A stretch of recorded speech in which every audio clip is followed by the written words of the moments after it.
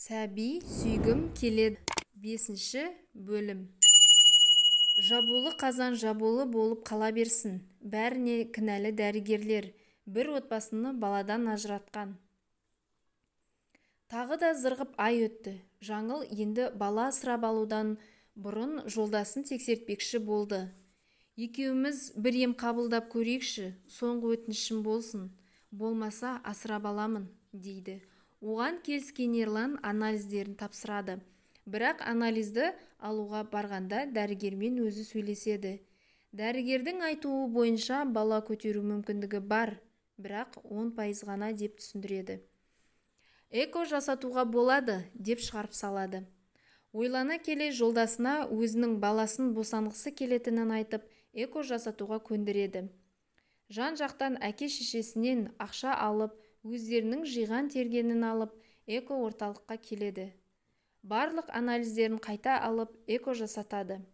Бірақ ешқандай кепілдік бермейтінін айтады. Келесі айда көреміз, егер етеккір келмесе, көтергенің, жақсылап күтін, ауыр зат көтерме, деп барынша түсіндіріп жібереді дәрігер. Келесі ай болғанша асығып Жаңыл күтіп жүр. Өз-өзін барынша күтіп, жолдасы тірлік істетпей, алақанына салып, бәрі жақсы болса екен дейді. Барынша күтінсе де, күткені оң нәтиже бермеді. Қатты қайғырған Жаңыл бәрінен күдер үзіп, болмады ғой, деп бір апта не нәр татпай, бас көтермей, құр сүлдері қалды.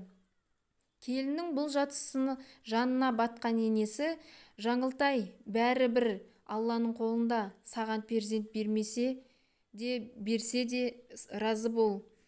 Бұлай жатқаның жарамайды, Ерланды да ойла. Сен тамақ ішпеген күндері ол да нәр татпады. Бұлай егіле берме, дәрігеріңе қайта барыңдар, сөйлесіңдер, деп ақылын айтады, шашына сипап отырып. Бәрінің шешімі бар дейді. Өзіне әрең келген Жаңыл дәрігерге қайта барады. Болмады деп жылайды. Дәрігер сонда, мен не дедім саған, егер болмаса қайтып кел деп бедім, дейді. Сендерге салса бәрі дер кезінде болу керек, я?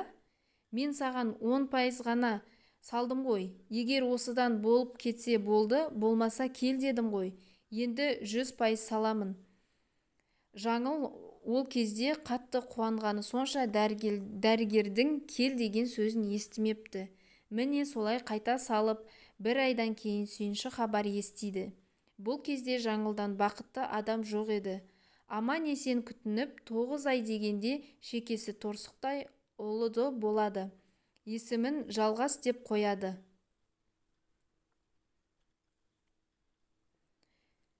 Араға 3 жыл салып, үлкен ұлына серік болсын деп осындай жолмен тағы бір ұлды босанып алады.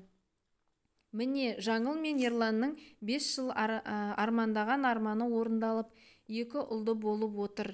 Әжелері көптен күткен немерелерін өз қолына алып, арманына жетті. Егер менің бұл хикаям ұнайтын болса, тіркеліп, қоңыраушаны басып, лайк басып, комментарий жаза кетіңіздер.